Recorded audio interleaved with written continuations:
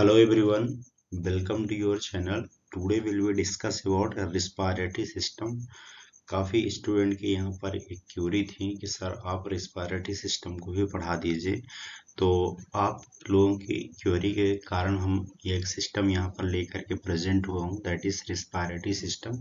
और respiratory system में यहाँ पर 2 लेक्चर तैयार होंगे। तो आज ये फर्स्ट लेक्चर हम कंप्लीट करेंगे और अनदर डे फिर नेक्स्ट लेक्चर में कंप्लीट कर देंगे रेस्पिरेटरी सिस्टम को। ठीक है, तो चलिए स्टार्ट करते हैं और देखते हैं कि आपके कंपटीशन से साथ ही साथ आपके एकेडमिक एग्जाम से किस तरीके से इम्पोर्टेंट है, किस तरीके से आप यहाँ पर डिजाइन करके लिखेंगे, ये पूरा हम एक्सप्लेन करेंगे। ठीक है, तो सबसे पहले हम बात करेंगे यहाँ पर रेस्पिरेटरी सिस्टम में इंट्रोडक्शन की। ठीक है, अब यहाँ पर जो शब्द दिया गया है ये चीज को समझिए कि जो रेस्पिरेटरी का मीन्स क्या है। ठीक है, कि रेस्पिरेटरी वह प्रोसेस होती है, ठीक है, मतलब कि कह सकते हैं कि अगर हम रेस्पिरेटरी की अगर यहाँ बात करेंगे तो रेस्पिरेटरी को एक और शब्द अनादर शब्द भी नाम दिया जाता है, दैट इज इन्वायरमेंटल, एक इन्वायरमेंट सिस्टम। ठीक है, तो यहाँ पर वही पॉइंट बता रहा है कि रेस्पिरेटरी वह प्रोसेस होती है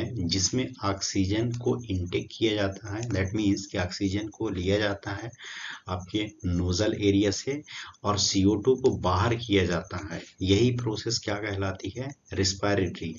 अब यहाँ पर रिस्पायरेशन क्या होता है, ठीक है, कि रिस्पायरेशन की प्रोसेस ये कि रिस्पायरेटरी की प्रोसेस बर्थ से लेकर के, ठीक है, बर्थ से लेकर के डेथ तक ये कंटिन्यू चलती रहती है। दैट मीन्स यहाँ पर समझने वाले पॉइंट ये है कि जैसे बेबी का बर्थ होता है, ठीक, जैसे बेबी जन्म लेता है तो उसी दौरान पर सांस लेना स्टार्ट करता है और जब तक ये किसी पर्सन या कि उस इंसान की डेथ ना हो जाए तब तक ये कंटिन्यू रिस्पायरेटरी की प्रोसेस चलती रहती है। ठीक है, अब आपके माइंड में क्वेश्चन ये जनरेट होगा कि जब बेबी जो है तो प्लेसेंटा में सरवाइव कर रहा है, यूट्रस में प्रेजेंट है, तो उस दौरान पर कैसे ऑक्सीजन लेता है। तो यहाँ पर हमने पॉइंट को मेंशन किया है कि फीटस के लंग्स जो होती हैं नॉन फंक्शनिंग होती हैं। दैट मीन्स कि जब बेबी अगर यूट्रस में सरवाइव कर रहा है तो उस दौरान पर लंग्स जो होंगे वो नॉन फंक्शनिंग रहेंगे, मतलब कि फंक्शन नहीं करते हैं। ठीक है, लेकिन फीटस में अगर ऑक्सीजन को चाहिए, ये कि जो बेबी सरवाइव कर रहा है यूट्रस के अंदर, तो वो प्लेसेंटा के थ्रू क्या करता है, रिस्पायरेशन की प्रोसेस को कंप्लीट करता है। क्लियर, तो आपको समझ में आ गया होगा कि फीटस जो होता है, फीटस का मतलब यहाँ पर भ्रूण की बात हो रही है जो यूट्रस में प्रेजेंट है, तो उस दौरान पर जो लंग्स होता है वो नॉन फंक्शनिंग रहता है, लेकिन उसको भी ऑक्सीजन चाहिए सरवाइव होने के लिए, तो वो प्लेसेंटा के थ्रू क्या करता है, ऑक्सीजन को इनटेक करता है और अपनी सर्वाइवल को कंप्लीट करता है।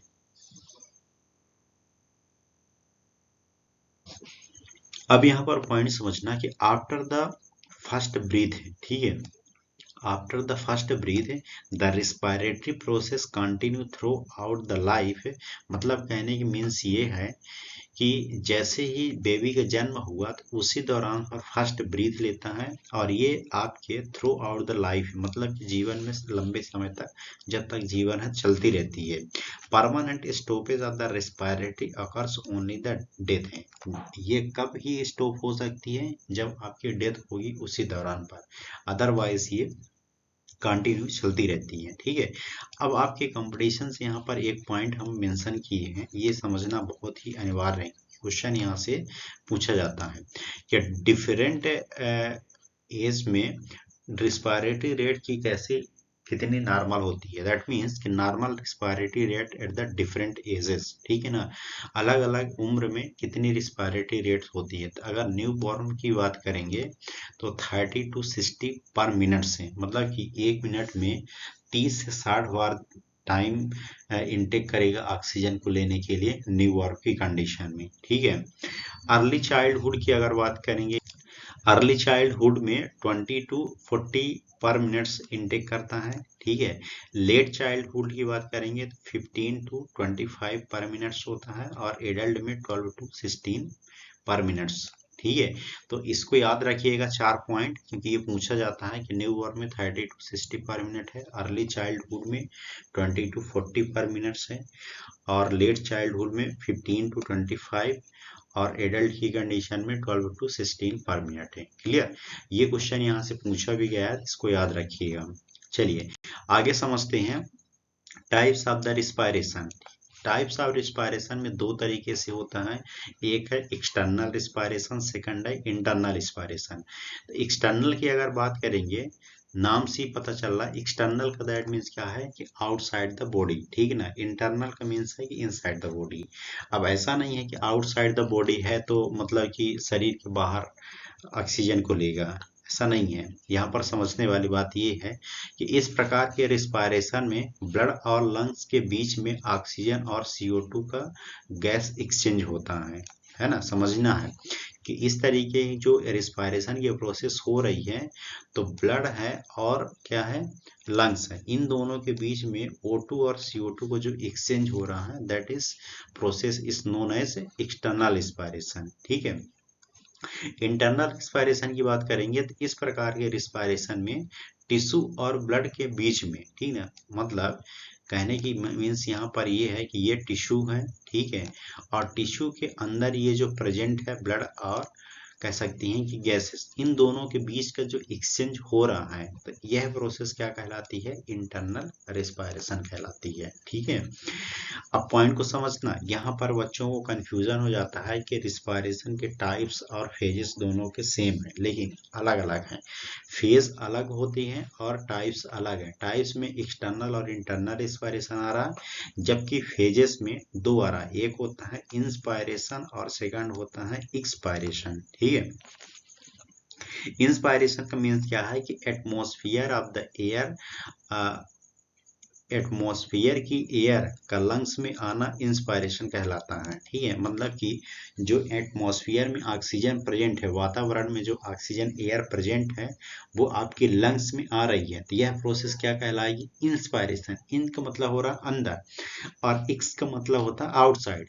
तो एयर का लंग्स से एटमॉस्फेयर में जाना एक्सपायरेशन कहलाता है, मतलब कि जो लंग्स में एयर थी, अब वहां से निकल करके आपके माउथ या की नोज से होते हुए बाहर की ओर चल जाए, यह प्रोसेस क्या कहलाएगी, एक्सपायरेशन कहलाती है। ठीक है, नोट करके यहाँ पर एक चीज हम इम्पोर्टेंस मेंशन किए हैं आपके लिए कि नॉर्मल ब्रीथिंग के दौरान इंस्पायरेशन एक एक्टिव प्रोसेस होती है, जबकि एक्सपायरेशन एक पैसिव प्रोसेस होती है। तो यहाँ से भी क्वेश्चन पूछा जाता है, ठीक है, तो समझ के रखिएगा कि जो इंस्पायरेशन होती है वो एक तरह की एक्टिव प्रोसेस है और एक्सपायरेशन एक तरह की पैसिव प्रोसेस है।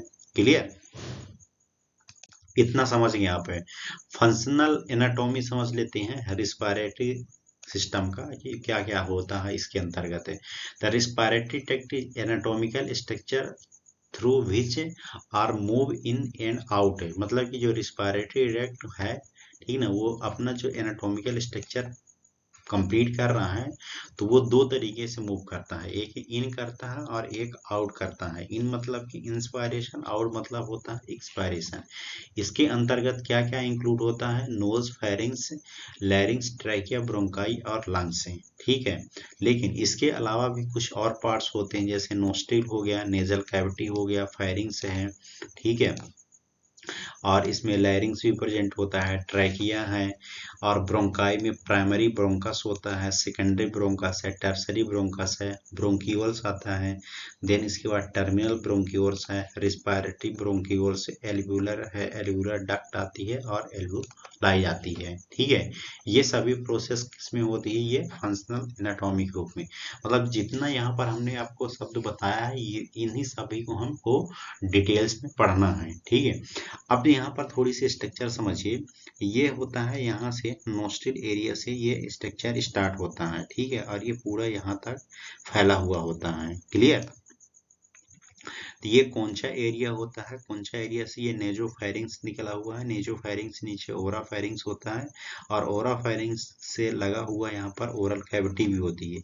नीचे की ओर जैसे माइग्रेट करेगा तो यहाँ पर एपिग्लॉटिस होती है जो ईयर को ओपन और बंद करने का काम करती है। ग्लोटिस भी प्रेजेंट होती है। फिर इसी के नीचे ये ट्रैकिया होती है रिंग शेप में, ठीक है। और ट्रैकिया फिर यहाँ पर डिवाइड हो जाती है ब्रोंकस में और ये लेफ्ट और राइट ब्रोंकस में चला जाता है, ठीक है। यहाँ पर कुछ इसके टर्मिनल पार्ट्स भी बताए गए हैं। ट्रैकिया है, ब्रोंकस है, ब्रोंकस में भी बहुत सारे सेगमेंटेड होते हैं, इनको डिटेल्स देखेंगे। और ब्रोंक्यूल्स है, टर्मिनल ब्रोंक्यूल्स है, रिस्पायरेटरी ब्रोंक्यूल्स है। इन सभी को हमको डिटेल्स में देखना है, ठीक है। तो डिटेल्स में आने से पहले एक शब्द और यहाँ पर समझ लेते हैं कि यहाँ से भी क्वेश्चन पूछा जाता है रिस्पायरेटरी यूनिट, ठीक है। पूछ देता है कि रिस्पायरेटरी सिस्टम की रिस्पायरेटरी यूनिट क्या होती है। तो रिस्पायरेटरी ट्रैक्ट का टर्मिनल पार्ट जहाँ पर लंग्स और ब्लड के बीच में गैस का एक्सचेंज होता है उसे हम रिस्पायरेटरी यूनिट कहते हैं, ठीक है। मतलब कहने की ये है कि यहाँ से ये एयर आया, ठीक है, और एयर आ करके इस जो इंट्रम एरिया है और इंट्रम के साथ साथ में जो ये एल्वोलाई है, यहाँ पर जो एक्सचेंज हो रहा है गैस का, जो ये एक्सचेंज हो रहा है यही क्या कहलाती है, इसकी रिस्पायरेटरी यूनिट कहलाती है। याद रखिए क्वेश्चन पूछ देगा कि लंग्स और ब्लड के बीच में गैस का जो एक्सचेंज हो रहा है यही क्या कहलाती है, respiratory unit. Respiratory unit respiratory bronchioles alveolar duct और एल्वुलाई से मिलकर के बनता है, ठीक। किससे किससे मिलकर बनता है, जो एल्वुलर ब्रोंक्यूल्स होता है, ठीक है, ये सॉरी रिस्पायरेटरी ब्रोंक्यूल्स, ये रिस्पायरेटरी ब्रोंक्यूल्स है। और जो एल्वुलर डक्ट है ये वाला पोर्शन क्या है, एल्वुलर डक्ट है। और ये जो पूरा पोर्शन है ये एल्वोलाई है। इन तीनों चीज से मिलकर के क्या बनता है, रिस्पायरेटरी यूनिट। कभी कभार क्वेश्चन पूछ देगा तो इसको याद रखिएगा, ध्यान रखिएगा अपने माइंड में, क्लियर। चलिए समझ लेते हैं स्ट्रक्चर। अभी जो हमने आपको पॉइंट समझाया कि स्ट्रक्चर क्या क्या होता है इसके अंतर्गत, फर्स्ट यहाँ पर हम पढ़ेंगे इसका नोस्ट्रिल से। नोस्ट्रिल क्या होता है इसको समझिए, पहले समझने से पहले इस स्ट्रक्चर को समझिए, इसमें क्या क्या दिया। ये आपको नेजल बोन्स दिया गया है। ये बीच वाला एरिया जो आपको डिवाइड नजर आ रहा है इसको बोलते हैं सेप्टल कार्टिलेज, मतलब कि ये जो फ्रंट वाला आपके नोज का रहता है उसको सेप्टल बोलते हैं। ये लिटरल नेजल कार्टिलेज होता है। माइनर एलर कार्टिलेज प्रेजेंट होता है। एलर फाइब्रो फैटी टिश्यू होता है और साथ में ग्रेटर एलर कार्टिलेज होता है, क्लियर। यहाँ पर ये जो पोर्शन आपको नजर आ रहा है इसमें देखिए, ये पोर्शन को बोला जाता है सेप्टल, जो कि डिवाइडेशन का काम करता है, ठीक है। एक नोज से दूसरे नोज को दोनों को अलग करता है। पॉइंट को समझिए कि ह्यूमन में रिस्पायरेटरी ट्रैक्ट के ओपनिंग पर दो नोस्ट्रिल पाए जाते हैं जो कि नेजल बोन पर प्रेजेंट होते हैं, ठीक है। ये वाला जो एरिया है ये नेजल बोन है, यहाँ पर प्रेजेंट होते हैं। और दोनों नोस्ट्रिल में के बीच में नेजल सेप्टम पाई जाती है। इन दोनों नोस्ट्रिल के बीच में नेजल सेप्टम पाई जाती है जो कि डिवाइडेशन का काम करती है, क्लियर। नेजल कैविटी क्या होती है, नेजल कैविटी एक लार्ज एयर फिल्टर कैविटी होती है, ठीक है। मतलब कि जो एयर को क्या कर रही है, फिल्टर करने का काम करती है, जो कि नोस्ट्रिल के आगे पाई जाती है, ठीक है। और नेजल कैविटी मैक्सिला इथमोइड और इन्फेरियर नोजल कॉन्चा से मिलकर बनती है। मैक्सिला इथमोइड, इथमोइड क्या होती है, ये बोन्स का नाम होता है। और इन्फेरियर जो नेजल कॉन्चा है वहां पर ये प्रेजेंट होती है, मतलब इससे मिलकर के बनी होती है। साथ ही साथ जो नेजल कैविटी है वो सिलिएटेड टिश्यू से मिलकर के बनी होती है, तो इसको याद रखिएगा। कभी कभार क्वेश्चन पूछ देगा कि नेजल कैविटी किस टिश्यू से मिलकर के बनी होती है, तो सिलिएटेड एपिथेलियम टिश्यू से मिलकर के बनी होती है, क्लियर। इतना आप समझ गए। नेक्स्ट यहाँ पर समझिए फेरिंग्स। फेरिंग्स क्या होता है कि फेरिंग्स डाइजेस्टिव ट्रैक्ट या जीआईटी और रिस्पायरेटरी ट्रैक्ट को जोड़ने वाला स्ट्रक्चर होता है। किसको किसको, जो डाइजेस्टिव ट्रैक्ट होता है या कि उसी को हम जीआईटी गैस्ट्रो इंटेस्टाइनल ट्रैक्ट जिसको बोलते हैं, और रिस्पायरेटरी ट्रैक्ट, इन सभी को जोड़ने का जो काम करता है उसी को बोला जाता है फेरिंग्स से, ठीक है। ये वाला जो पोर्शन आपको नजर आ रहा है इसी को बोलते हैं फेरिंग। और फेरिंग्स जो होती हैं तीन पार्ट से मिलकर के बनती है। फर्स्ट ऊपर वाला जो पोर्शन होता है जहाँ से एयर पास होती है उसको बोला जाता है नेजोफेरिंग्स। ओरो ब्रोंको मीन्स होता है फूड, मतलब कि जहाँ से फूड पास हो रहा है उसको हम ओरोफेरिंक्स बोलते हैं। लैरिंगोफेरिंक्स उसको बोलते हैं जो फूड और एयर दोनों को पास करने का काम करेगी, ठीक है। लैरिंग्स की बात करेंगे तो ये फायरिंग्स में कनेक्ट रिस्पायरेटरी ट्रैक्ट के नेक्स्ट स्ट्रक्चर को हम क्या कहते हैं, लैरिंग्स कहते हैं। और लैरिंग्स को साउंड बॉक्स या कि वोकल वॉर्ड्स भी कहा जाता है, और ये लगभग 9 कार्टिलेज से मिलकर के बना होता है। आप ये देख सकते हैं, ये पूरा स्ट्रक्चर जो नजर आ रहा है दैट इज लैरिंग्स है। लैरिंग्स से जुड़ा हुआ यहाँ पर एक बोन्स होती है जिसको हम हॉइड बोन्स भी कहते हैं, और इसमें कार्टिलेज प्रेजेंट होती है जिसको हम थॉराइड कार्टिलेज भी कहते हैं। ये वाला जो पोर्शन होता है इसको बोला जाता है साउंड बॉक्स, जहां से आवाज निकलती है उसको साउंड बॉक्स या कि वोकल कॉर्ड भी कहते हैं। कभी कभार आप देखते होंगे कि जन्मजात से ही ये वोकल वॉर्ड जो होता है, वोकल कॉर्ड एब्सेंट होता है, या कह सकते हैं कि डिफेक्ट पाया जाता है, जिसके कारण वो आवाज नहीं निकाल पाता है बेबी, ठीक है। लेकिन वो सर्जरी के दौरान या कि ड्यूरिंग द ट्रीटमेंट ठीक भी हो जाता है, क्लियर। ट्रैकिया की बात करेंगे तो ट्रैकिया को हम विंड पाइप भी कहते हैं, ठीक है। कहती हैं यह एक विंड फ्लेक्सिबल ट्यूब होती है, मतलब कि ट्यूब जैसे स्ट्रक्चर होता है, और ये लगभग 60 to 20 कार्टिलेज के रिंग से मिलकर के बना होता है, ठीक है। इतना समझ के रखिएगा। नेक्स्ट है ब्रोंकस। ब्रोंकस में 3 पार्ट्स आते हैं, प्राइमरी, सेकेंडरी, टर्सरी। ये टर्सरी को हम ब्रोंक्यूल्स भी कहते हैं, ठीक है।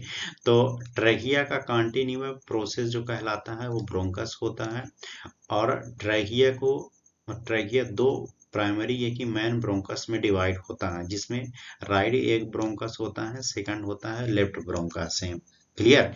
अब यहाँ पर हम एक ब्रोंकस को पूरा कट करके स्ट्रक्चर को प्रेजेंट किए हैं कि कैसे होता है।